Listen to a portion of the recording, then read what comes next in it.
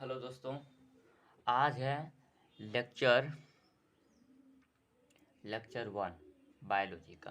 तो आज हम लोग सबसे पहला टॉपिक पढ़ेंगे ब्लड, जो कि एग्ज़ाम के हिसाब से बहुत ही इम्पोर्टेंट टॉपिक है। इससे क्वेश्चन एक ना एक बनते ही हैं। तो ये इम्पोर्टेंट किसके लिए होगा मैं बता देता हूँ। ये जो अभी BSSC का जो निकला हुआ है इंटर लेवल का, +2 लेवल का, उसके लिए इम्पोर्टेंट होगा और SSC के लिए इम्पोर्टेंट होगा। और बाकी जो भी कॉम्पिटिटिव एग्ज़ाम है जिसमें बायोलॉजी पूछा जाता है और उसमें ब्लड अगर सिलेबस में है तो उसके लिए भी इम्पोर्टेंट होगा। तो सबसे पहले बात करते हैं ब्लड होता क्या है। तो ये एक कनेक्टिव टिश्यू होता है। CT means connective tissue. आप लोग अगर चाहेंगे तो जब नोट्स बनाएंगे तो फुल फॉर्म में ही लिखिएगा। अच्छा, अब हम लोग देखते हैं कि ब्लड का पीएच कितना होता है। तो ब्लड का पीएच कितना होता है? 7.35 से लेकर 7.45 तक होता है। 7.35 से लेकर 7.45 तक होता है। इसका मतलब क्या हुआ कि ये जो है अल्कलाइन होगा। अल्कलाइन या फिर स्लाइटली बेसिक होगा। अल्कलाइन या फिर स्लाइटली बेसिक होगा। अच्छा, स्लाइटली बेसिक मतलब हल्का सा बेसिक हो गया। और अल्कलाइन किसको बोलते हैं? वैसा बेस जो कि सोल्यूबल हो, वाटर सोल्यूबल हो, उसको अल्कलाइन बोलते हैं। तो हम लोग पता है कि ये जो ब्लड होता है अपना, ये तो वाटर में सोल्यूबल होता है, इसीलिए अल्कलाइन हो गया। अच्छा, यहाँ पे पीएच, पीएच का मतलब क्या होता है? तो पीएच का मतलब होता है पोटेंज ऑफ हाइड्रोजन। इसको लिख लीजिएगा, पोटेंज ऑफ हाइड्रोजन होता है। अच्छा, ये तो ब्लड हो गया, पीएच हो गया। अब इसके बाद हम लोग बात करते हैं वॉल्यूम, कि एक नॉर्मल बॉडी में ब्लड का वॉल्यूम क्या होता है। नॉर्मल बॉडी किसको बोलते हैं? 50 to 70 केजी जिसका वेट होता है, उसमें वॉल्यूम होगा इसका 5 से 6 लीटर। इसको याद रखिएगा। अच्छा, वेट ऑफ ब्लड। अब अगर वेट ऑफ ब्लड मुझे पता निकालना हो कि वेट ऑफ ब्लड किसका होता है, वेट ऑफ ब्लड कितना होता है, तो कैसे निकालेंगे? याद रखिएगा कि 7% ऑफ जो बॉडी वेट होता है वही होता है नेट रेट ऑफ, सॉरी क्या बोल रहे हैं, वेट ऑफ ब्लड। तो मान लीजिए अगर 50 केजी का बंदा है, कोई 50 केजी का बंदा, उसमें कितना ब्लड होगा? तो सिंपल सा काम कीजिए, उसका 7% निकाल लीजिए तो 52 जाइए, तो यानी कि 3.5 केजी होगा। ये तो हो गया वेट ऑफ ब्लड। ये कुछ बेसिक सी बातें थे। अब कंपोजिशन पढ़ते हैं इसका, ये कंपोजिशन किस किस से मिला हुआ है।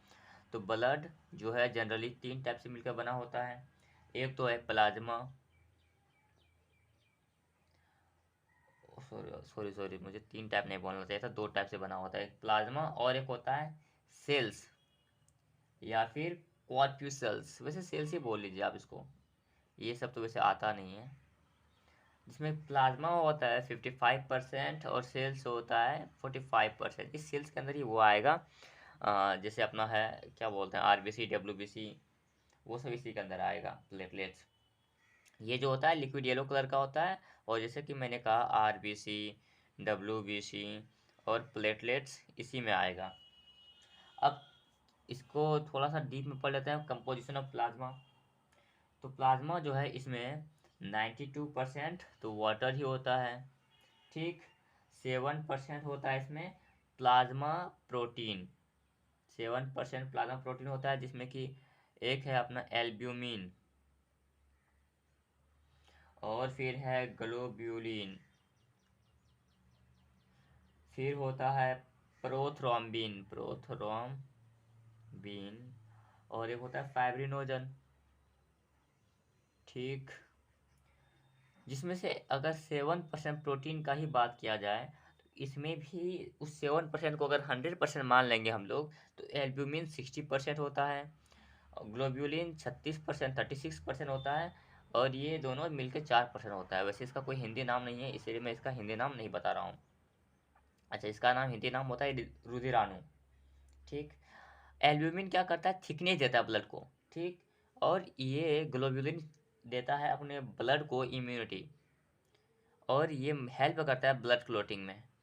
अब हम लोग आगे बढ़ते हैं। ये तो हो गया 92+7 यानी कि 99, और 1% में क्या आएगा? बाकी का जो 1% बचा, इसमें तुम्हारा सॉल्ट आ जाएगा, मिनरल आ जाएगा, ग्लूकोज आ जाएगा, और क्या आ जाएगा? कुछ वेस्ट प्रोडक्ट भी आ जाएगा। ठीक, तो ये सब हो गया।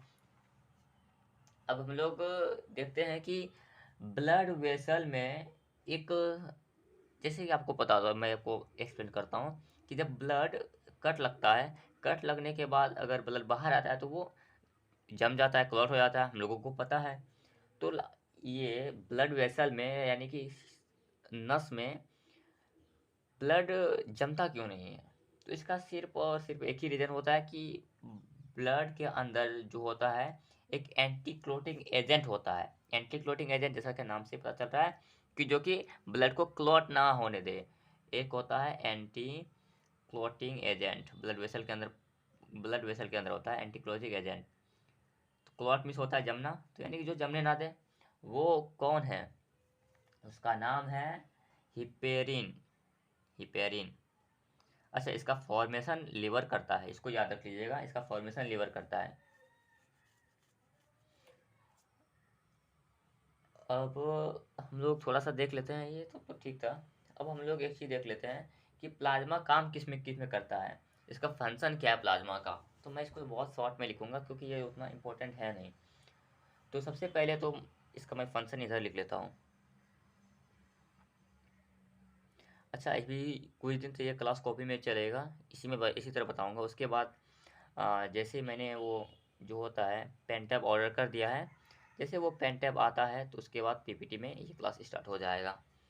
तो कुछ दिन के लिए बस मैनेज की, ज़्यादा दिन नहीं करना है, 2-3 दिन ही बस मैनेज करना है। वो आ रहा है, जैसे वो आएगा तो फिर मैं पीपीटी से पढ़ाना स्टार्ट कर दूंगा। चलिए अब फंक्शन देखते हैं प्लाज्मा का। तो फंक्शन क्या है इसका? सबसे पहला फंक्शन तो यही है कि ये क्या करता है, ब्लड को फ्लो करवाता है, ब्लड को फ्लो करने में हेल्प करता है।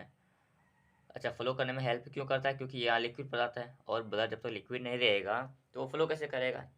तो इसका काम है ब्लड को फ्लो करवाना। अच्छा, दूसरा काम इसका ब्लड क्लोटिंग में भी है, ब्लड क्लोटिंग में भी ये हेल्प करता है। आगे बात करेंगे तो ये इम्यूनिटी भी देता है, इम्यूनिटी। आपने यहाँ पे देखा ग्लोब्यूलिन इम्यूनिटी देता है। अच्छा, चौथा इसका क्या है कि ये विस्कोसिटी या थिकनेस भी देता है, ब्लड को थिकनेस भी प्रोवाइड करता है ना, थिकनेस, जो कि एल्ब्यूमिन का काम है।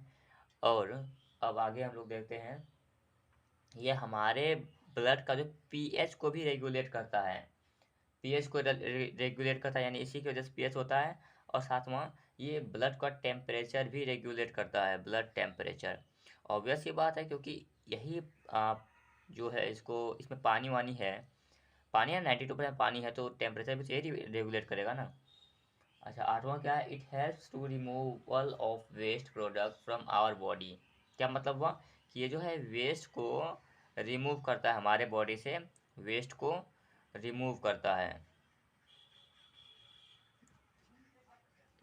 चलिए, वेस्ट को रिमूव कर रहा है, चलो बहुत बढ़िया बात है।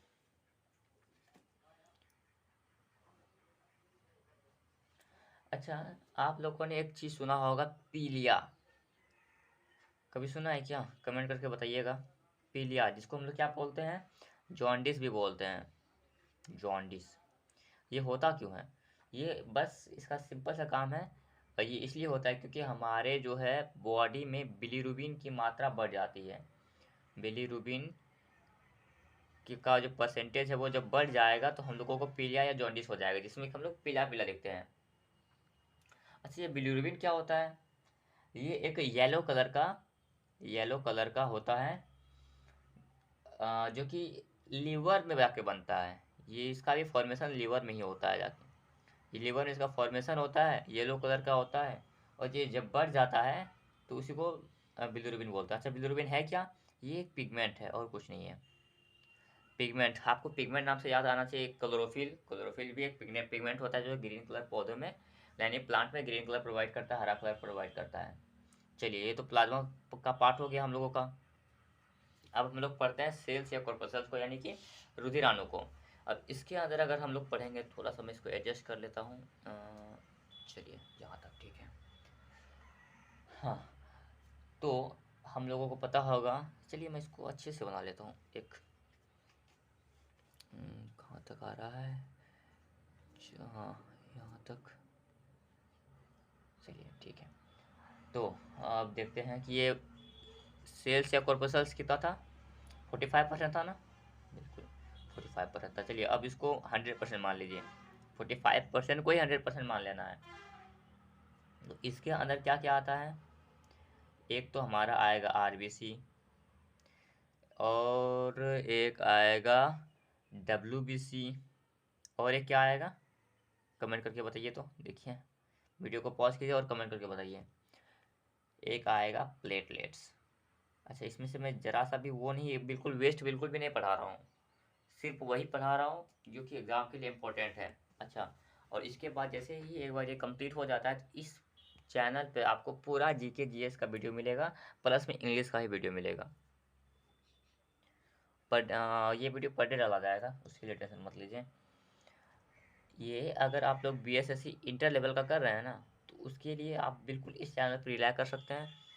मैं जो भी पढ़ाऊँगा बस इसी चैनल से ही आएगा, मतलब मेरे पढ़ाए हुए से ही आएगा। इसके लिए मैं आपको 99% नहीं, 100% कह सकता हूँ इसी चैनल से आएगा, क्योंकि मैं इसमें पूरा जीके जीएस पढ़ाऊँगा। यानी जीके जीएस का मतलब साइंस भी उसी के अंदर आता है, और इंग्लिश। इंग्लिश तो वैसे आपका वहाँ आना नहीं है। हालाँकि आप लोग अगर इंटर बीएसएससी इंटर लेवल भरे हैं तो इसके लिए साइंस और जीके जीएस को के लिए इस चैनल को फॉलो कर सकते हैं। चलिए आरबीसी का देखेंगे तो आरबीसी हमारे बॉडी में 41% होता है, और ये दोनों मिलके जो है 4% हुआ, तभी ना हुआ 45% हो गया कंप्लीट। अब आरबीसी का नाम से आपको पता होगा कि red blood cell, white blood cell, और ये प्लेटलेट्स। अच्छा, प्लेटलेट्स का हिंदी नाम होता है बिम्बाणु, मैं इसको लिख देता हूँ, नहीं तो कुछ बच्चे नाराज हो जाएंगे। बिम्बाणु, ठीक। अब इसका नाम ये तो हो गया कि red blood cell, white blood cell, ये तो बस हम लोगों ने देख कर इसका नाम दे दिया है। इसका साइंटिफिक नेम क्या होता है, तो इसका साइंटिफिक नेम एरिथ्रोसाइट होता है। क्या होता है, सॉरी एरी सॉरी सॉरी थोड़ा सा गलती हो गया स्पेलिंग में, एरिथ्रोसाइट।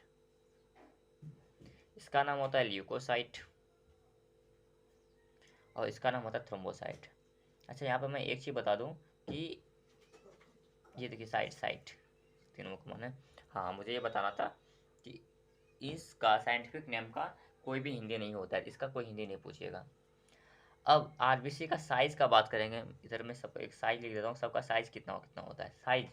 इसका बात करेंगे तो 6.5 से 8, इसको बोलते हैं म्यू माइक्रोमीटर, यानी कि 6.5 से 8 माइक्रोमीटर तक होता है। अच्छा, एक माइक्रोमीटर होता है कितना है, मैं इधर लिख देता हूँ। एक माइक्रोमीटर जो होता है वो 10⁻⁻6 मीटर के बराबर होता है। ये बस एक अंदाज़ा लगाने के लिए है और कुछ नहीं है। तो साइज उसका होता है 6.5 से 8 माइक्रोमीटर। अच्छा, इसका साइज़ कितना होगा, 12 से 15 माइक्रोमीटर, और इसका साइज़ क्या होगा, 2 से 4 माइक्रोमीटर। तो सबसे बड़ा कौन हो गया, ऑब्वियस सी बात है, सबसे बड़ा ये हो गया, है ना। उसके बाद ये हुआ, और उसके बाद ये हुआ, साइज हो गया। अब नंबर का बात करेंगे कि कितना नंबर में ये हमारे बॉडी में प्रेजेंट है, हमारे ब्लड में प्रेजेंट है। अच्छा, नंबर में जब ये काउंट करूँगा ना मैं, तो ये एक नापने के लिए मान लीजिए कि 0.001 ml को नाप रहा हूँ, सॉरी 0.001 ml को नाप रहा हूँ, या फिर 1/4 ड्रॉप, यानी एक ड्रॉप का 25% ही लेकर मैं नाप रहा हूँ। तो अगर इतना समय ही बात किया जाए तो आरबीसी हमारा हो जाता है लगभग कितना, मेल में अगर मेल का अगर करूँ, सॉरी मेल का नहीं, ऐसे बता देता हूँ डायरेक्ट, नहीं मेल का ही बता देता हूँ। मेल में होता है तुम्हारा 5 से 5.5 मिलियन, 5 से 5.5 मिलियन, और फीमेल में होता है 4.5 से 5 मिलियन, ये फीमेल में हो गया। तो एवरेज अगर देख लीजिएगा कि 5 से 5.5 मिलियन है मेल में, 4.5 से 5 मिलियन है फीमेल में, तो एवरेज हो गया अपना 5 मिलियन। अगर ये देखो एक ड्रॉप का नहीं बात है, ये 1/4 ड्रॉप का है, तो अगर एक ड्रॉप का बात करेंगे तो कितना हो जाएगा, ए 1/4 ड्रॉप में, 1/4 ड्रॉप में 5 मिलियन है, तो एक ड्रॉप में कितना हो जाएगा, 20 मिलियन हो जाएगा ना। तो इसको ऐसे ध्यान रखिएगा कि उस क्वेश्चन में पूछा क्या गया है। ये तो आरबीसी का हो गया। अब डब्ल्यूबीसी का देखते हैं।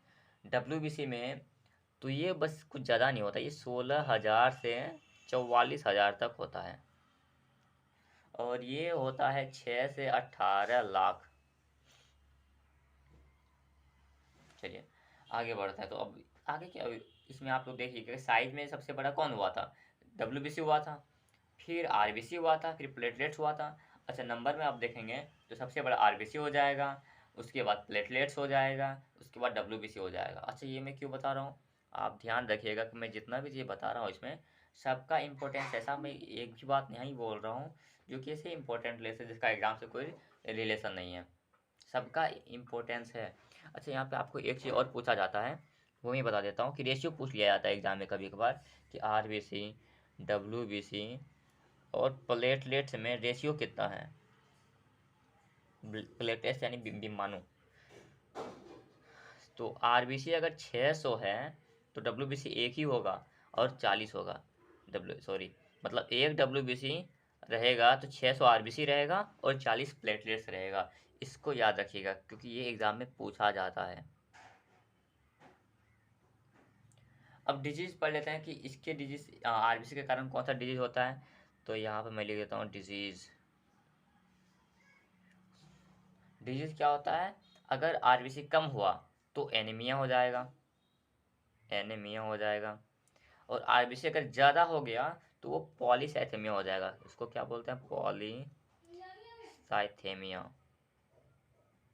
ये भी याद रखिएगा, ये कम होने से हुआ, ये ज़्यादा होने से हुआ, ठीक।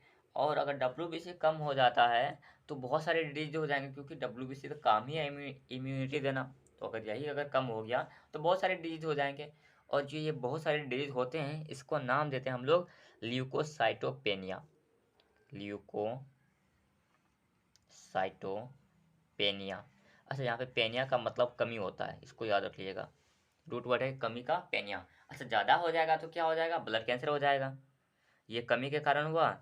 और ज़्यादा अगर हो गया ये तो ब्लड कैंसर, यानी क्या हुआ कि खून को ही खाने लगेगा, खून ही मरने लगेगा ऑटोमेटिक। इसको ब्लड कैंसर को, ये तो फिर से देख के लग रहा है कि कॉमन नेम है, तो इसका साइंटिफिक नेम क्या होगा, ल्यूकेमिया होता है, ल्यूकेमिया। अब इसको थोड़ा सा देख लेते हैं कि अगर प्लेटलेट्स कम हो गया तो फिर क्या होगा। प्लेटलेट्स अगर कम हो जाएगा तो ब्लीडिंग होने लगेगा। प्लेटलेट्स का काम क्या है, ब्लड को थक्का जमाना है ना। तो अगर प्लेटलेट्स कम हो गया तो ब्लीडिंग होने लगेगा, यानी कि खून रुकेगा ही नहीं। अच्छा ये फिर से नाम आपको कॉमन नेम लग रहा है कि ये कॉमन नेम है, तो इसका साइंटिफिक नेम क्या होगा, इसको बोलते हैं थ्रोम्बोसाइटोपेनिया। क्या बोलते हैं, थ्रोम्बोसाइटोपेनिया। और अगर ये बढ़ गया तो क्या होगा, प्लेटलेट्स अगर बढ़ गया तो उसको थ्रोम्बोसिस बोलते हैं। क्या बोलते हैं, थ्रोम्बोसिस। चलिए आई होप कि यहाँ तक मैंने जो भी समझाया है वो सब आप लोगों को क्लियर हो गया होगा, है ना। थोड़ा सा भी लाइटनिंग का इशू हो रहा है तो इसको थोड़ा सा हाँ नज़रअंदाज कर दीजिएगा। और अब हम लोग थोड़ा सा देख लेते हैं कुछ कुछ फंक्शन। स्टडी ऑफ ब्लड जो होगा, एक सेकंड मैं इसको मैनेज कर लेता हूँ थोड़ा सा। ओके, यहाँ पे स्टडी ऑफ ब्लड को क्या बोलते हैं, study of blood, study of blood को बोलते हैं हेमेटोलॉजी, हेमेटोलॉजी।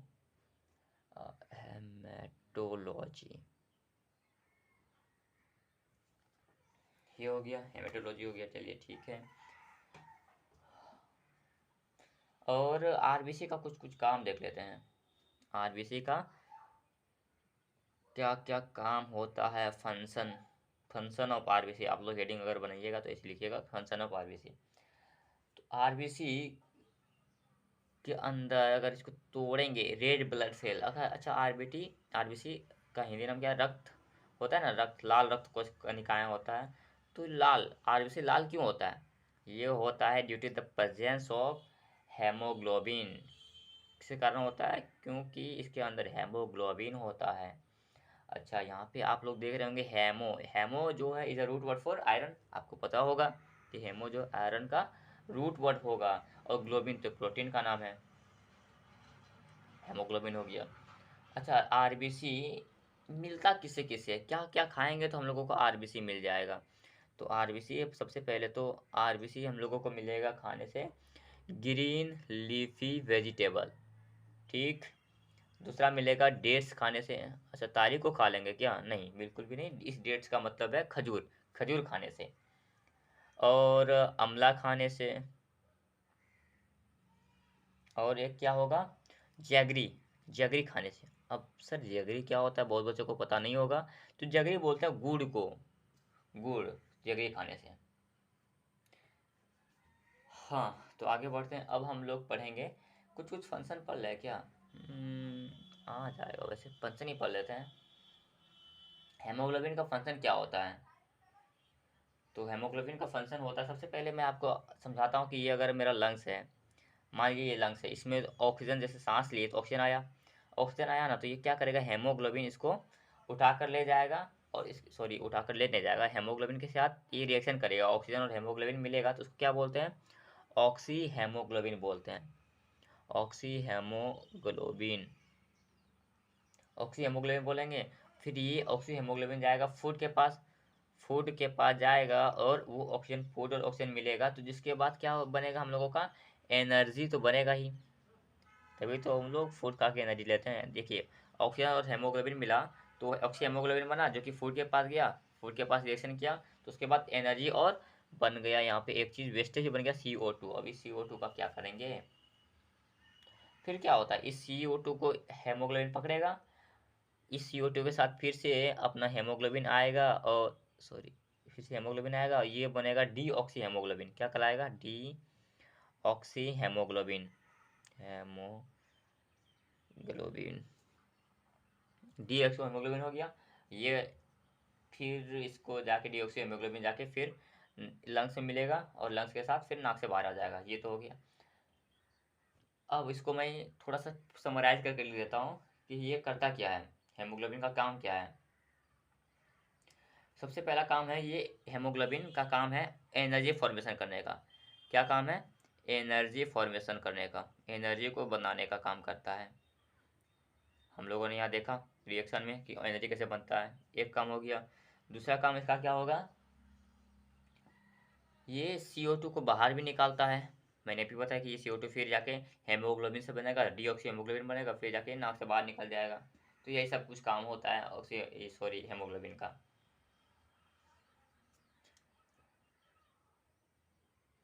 अच्छा, एक क्वेश्चन मेरे दिमाग में आ रहा है कि जब हम लोग सो रहे होते हैं तो एनर्जी हम लोगों को कम चाहिए होता है, तो ऐसा क्यों, सोने के टाइम में एनर्जी हम लोगों को कम क्यों चाहिए होता है?